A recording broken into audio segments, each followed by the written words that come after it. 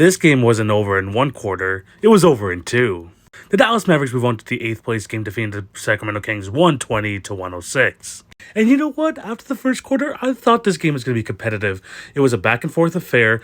You had the Sacramento Kings going a 5-0 run to end the quarter that included a Devin Carter 3, and Sacramento was rocking. And you know what? I was ready to lock in. I was like, man, the West matchups always cover up for the bad Eastern Conference play-in games. So I was ready until the Dallas Mavericks just destroyed the Kings in that second quarter 44 to 17. And I got to shout out to two guys. Klay Thompson finished the game with 23 points.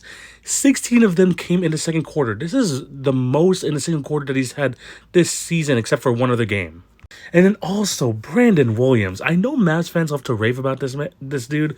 You know, leading scorer in the G League for the time he was there. After Kyrie Irving went down with injury, he was able to step up and he was a scoring machine. And then his 17 minutes and 39 seconds of play, he scored 17 points, was a plus 24. You know what? Shout out to him because he helped change the fortunes of the Mavs in that second quarter. And then on the Kings side of things, DeMar DeRozan was trying to get things going, although he was getting his shit swatted a couple times throughout the game. But not much from Zach LaVine. Sabonis was getting blocked up by all of the Mavs bigs. And then there was just no sense of urgency from the rest of the team. The defensive effort was not there. And DeMar DeRozan felt like he was the only one really trying to get these guys out of the hole. And I was waiting and waiting for those other Sacramento guys to step up, which they did. And on the other side, the Dallas Mavericks, they got a bunch of help. Because besides Klay Thompson and Brandon Williams, you had 11 points from Dante Exum. You had 17 points from P.J. Washington, who did a pretty damn good job defensively today. And then shout out to the man, Anthony Davis, who struggled in the first half, but really turned it up in the second half, finished with 27 points, was a beast on the defensive end.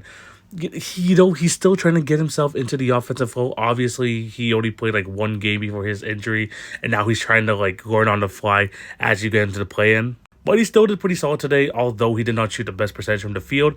But you could tell, at least at the end of this game, when the game was basically out of reach for the Sacramento Kings, he had some time to try and to find his spots on the floor. And as much as you want to call on Nico Harrison, if there's one thing that he's at least showing to be right a little bit, is that the defensive effort is there for this Dallas Mavericks team. And with the amount of length they have, this 3 big rotation that they have, it's going to pose a lot of problems for a lot of teams. Which is going to be interesting when they end up going against a Memphis Grizzlies team with Zach Edey. So, should be a fun matchup. But yeah, good one for the Dallas Mavericks. They have a chance to defeat the Grizzlies on Friday night to get the 8th seed.